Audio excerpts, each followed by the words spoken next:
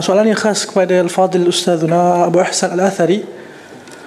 Ustaz, persoalannya, apabila pemerintah Ahlul Bid'ah, bagaimanakah kaedah Ahlus Sunnah berinteraksi dengan pemerintah Ahlul Bid'ah? Adakah dibenarkan menyindir pemerintah dalam majlis ilmu sebagai contoh?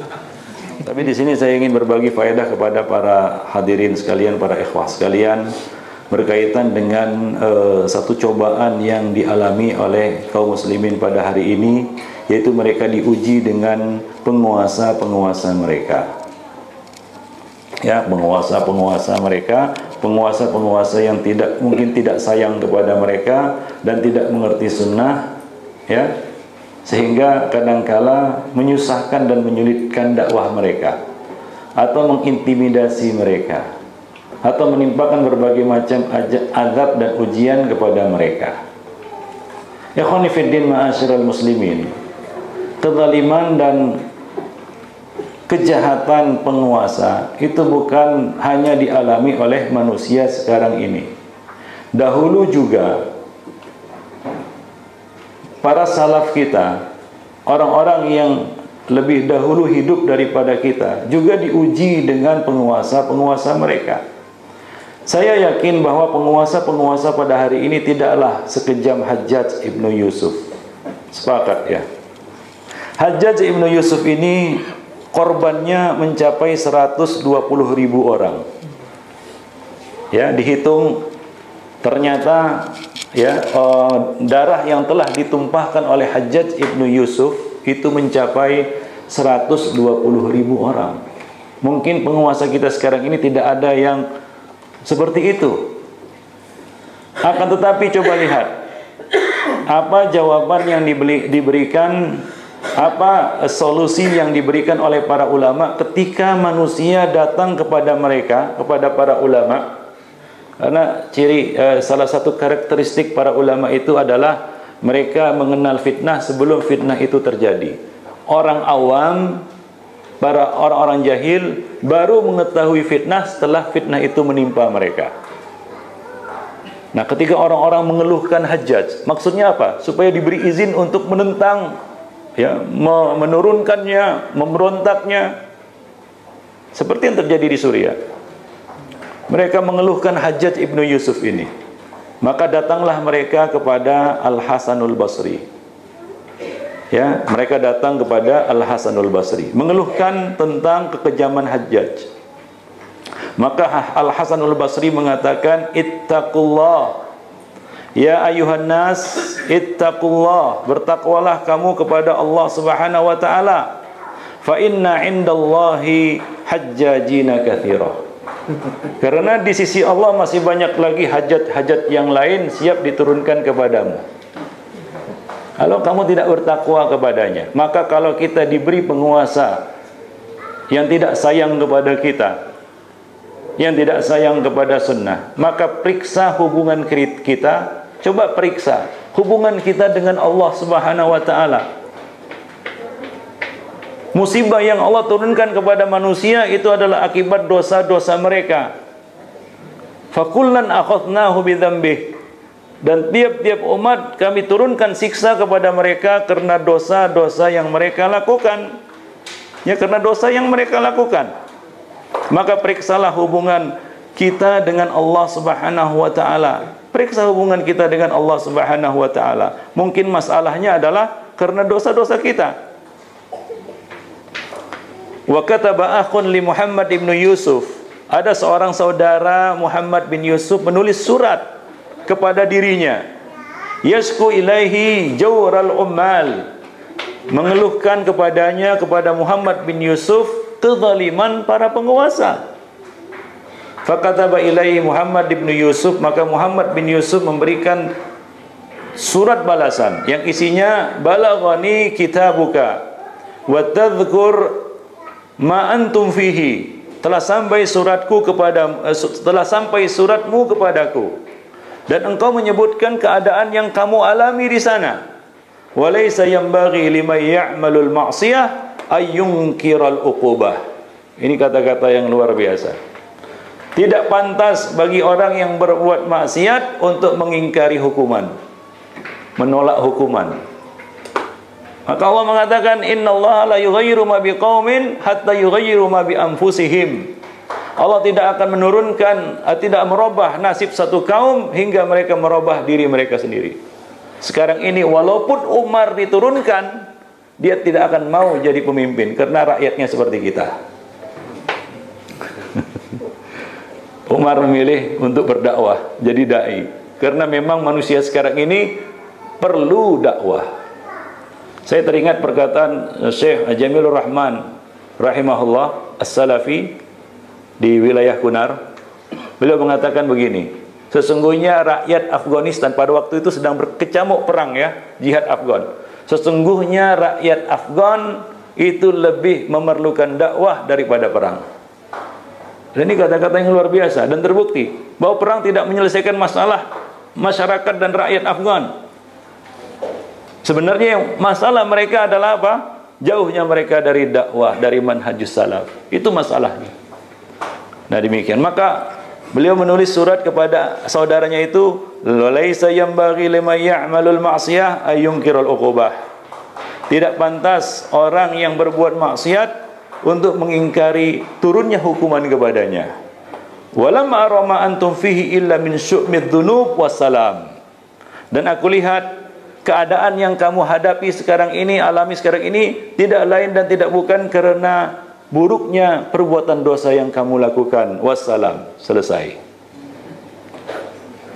Maka ketika ada seorang laki-laki yang mencela, mendoakan keburukan kepada Hajjaj, atas Hajjaj,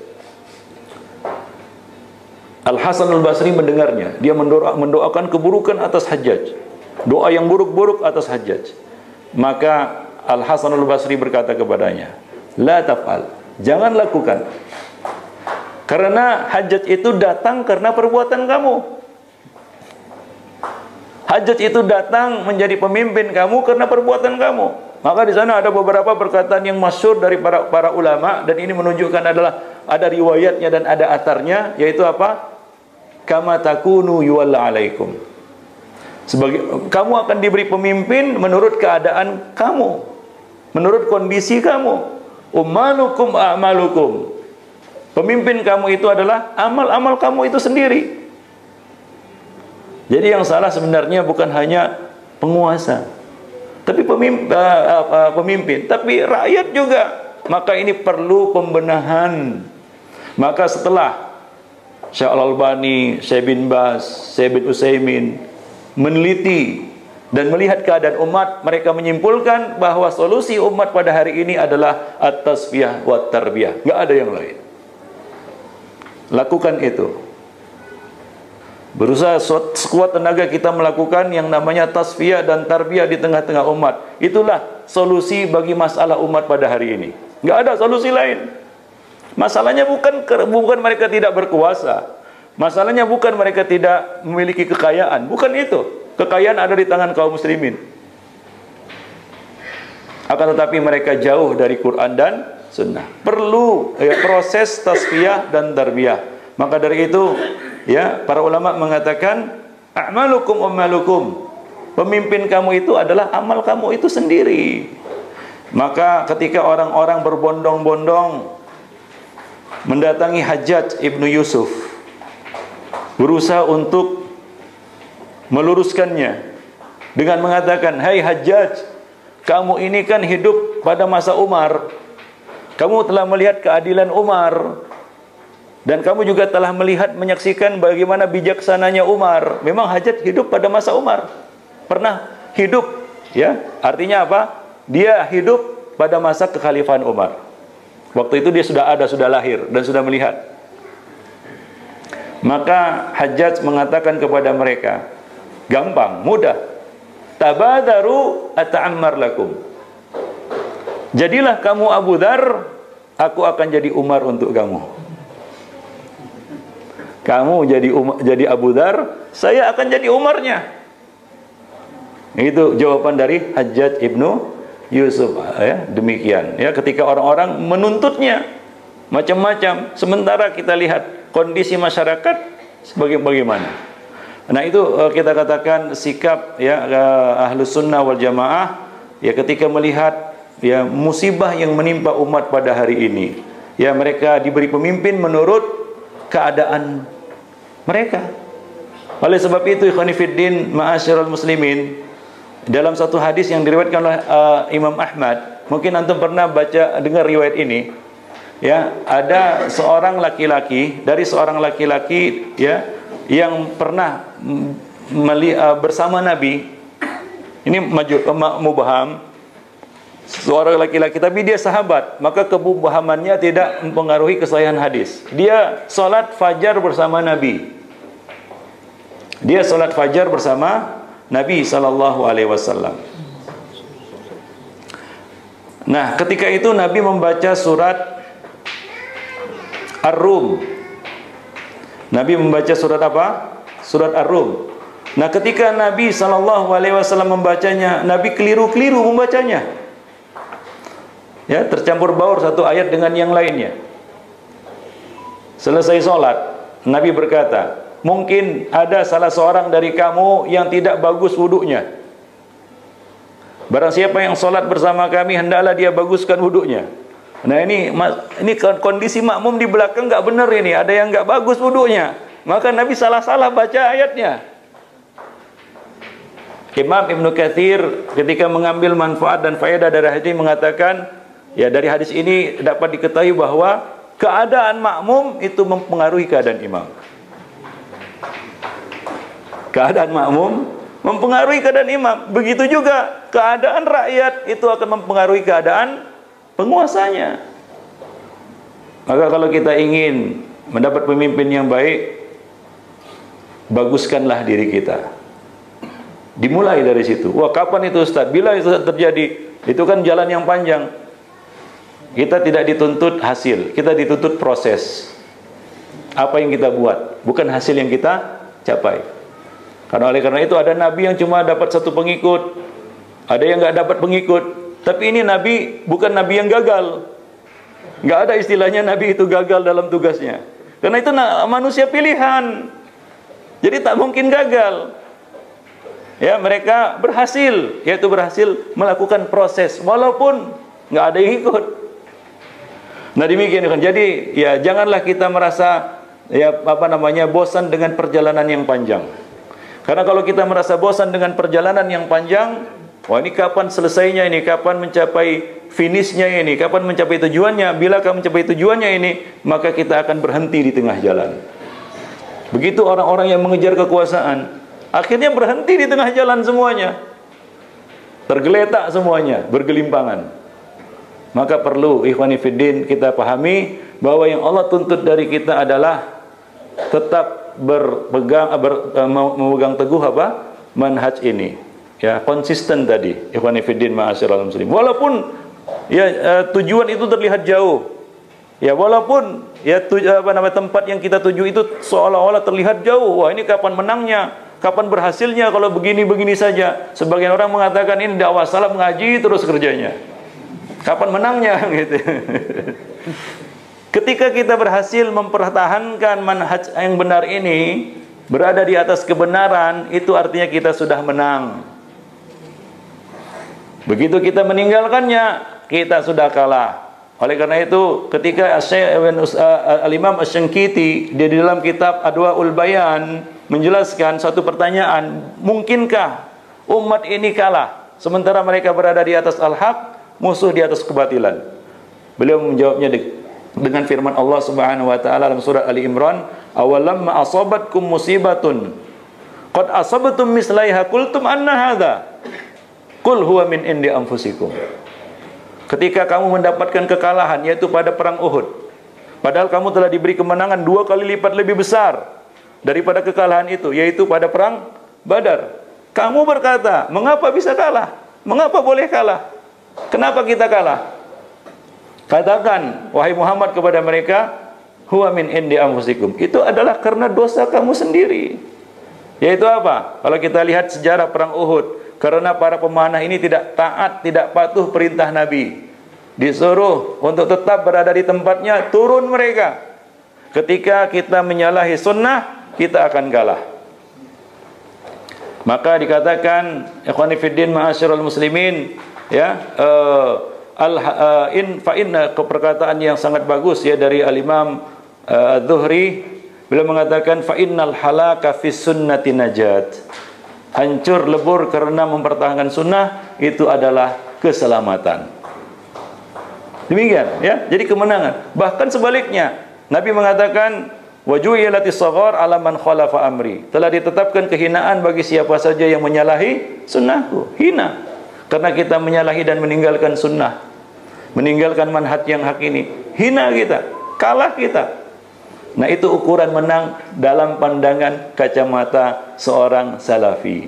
Tapi kalau dalam pandangan kacamata awam atau kacamata kelompok-kelompok lainnya, kita dianggap kalah ini. Kita dianggap, ya kita katakan jalan di tempat. Ini dakwah salaf ini jalan di tempat, nggak pernah berkuasa, nggak pernah menang, nggak pernah sampai tujuan.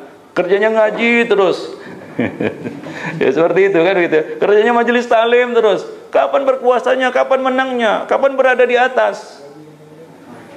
Nah, ini kadang-kadang ya menggoda kita untuk apa? Meninggalkan manhaj. Meninggalkan ya kita katakan kemuliaan kita. Ya meninggalkan manhaj kita, meninggalkan sunnah yang kita Allah Subhanahu wa taala beri karunia yang besar bagi kita semua. Nah, demikian ikhwani fiddin ma'asyiral muslimin rahimani wa rahimakumullah jami'an. Jadi sikap Ahlus Sunnah wal Jamaah terhadap penguasa itu jelas. Apa kata Fudail bin Iyad? Kalau aku punya doa yang makbul, aku berikan itu untuk penguasa. Ini ketulusan hati seorang Ahlus Sunnah. Mengapa? Karena dia menginginkan kemaslahatan. Karena dengan baiknya penguasa baik seluruhnya. Dengan baiknya penguasa baik seluruhnya. Dengan rusaknya penguasa rusak seluruhnya. Maka kalau kita punya doa yang makbul, berikan itu untuk penguasa.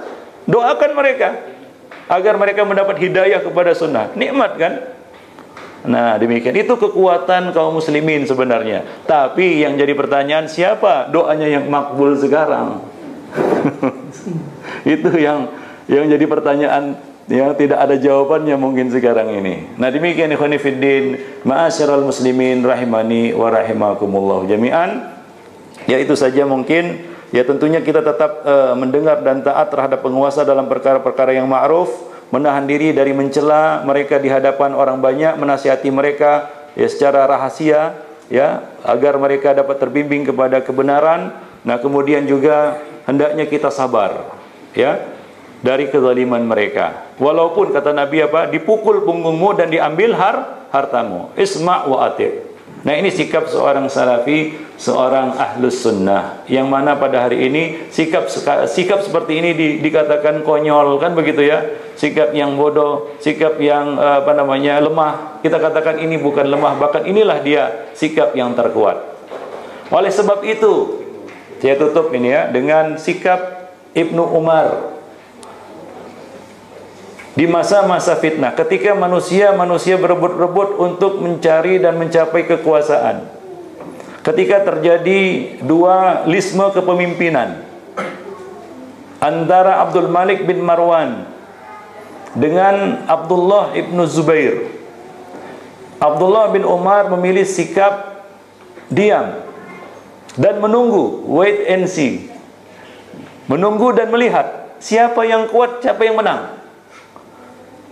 Nah, ketika kenyataannya Abdul Malik bin Marwan yang menang, ia memberikan baiat kepada, membawa anak dan istrinya untuk berbaiat kepada Abdul Malik bin Marwan, karena dua-duanya muslim ya. Nah, kalaulah kita pakai kaidah, mungkin ya kan lebih bagus mendukung Abdullah bin Zubair daripada Abdul Malik bin Marwan. Abdullah bin Zubair seorang sahabat, tapi tidak bagi Abdullah bin Umar.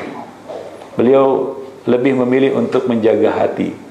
Karena siapapun nanti yang Allah pilih untuk menjadi penguasa, hati kita lebih bersih untuk mendoakannya. Nah, ini juga menyinggung kondisi di Indonesia sekarang ini ya, yang sebentar lagi pilihan raya. Kita tidak mendukung ya mana-manapun dari calon yang ada itu. Kita berdoa, kita diberikan yang terbaik oleh Allah. Siapapun yang terpilih, kita mengatakan as-samu wa ta'ah. Kita doakan dia semoga dapat petunjuk kepada yang benar, yang baik. Nah demikian ikhwan fillah, itulah sikap seorang salafi athari ya, yang kita ambil itu sikap dari Abdullah bin Umar dan juga sahabat yang lainnya seperti Sa'ad bin Abi Waqqas yang didatangi oleh putranya dan mengatakan, "Mengapa kamu menyendiri di kampung seperti ini? Ya, mengembala unta seperti ini sementara orang-orang berebut-rebut kekuasaan di Madinah." Maka beliau menjawabnya dengan hadis Nabi sallallahu alaihi wasallam, "Innallaha yuhibbul 'abda at-taqiyyal ghaniyal khafi." Allah menyukai hamba yang bertakwa, kaya hati lagi tersembunyi. Nah demikian. Ada kalanya ya kita melihat ya jauh ke depan ya maslahat bagi umat, bagi diri kita, bagi keluarga kita, bagi ya kita katakan kaum muslimin secara umum. Wallahu a'lam bishawab.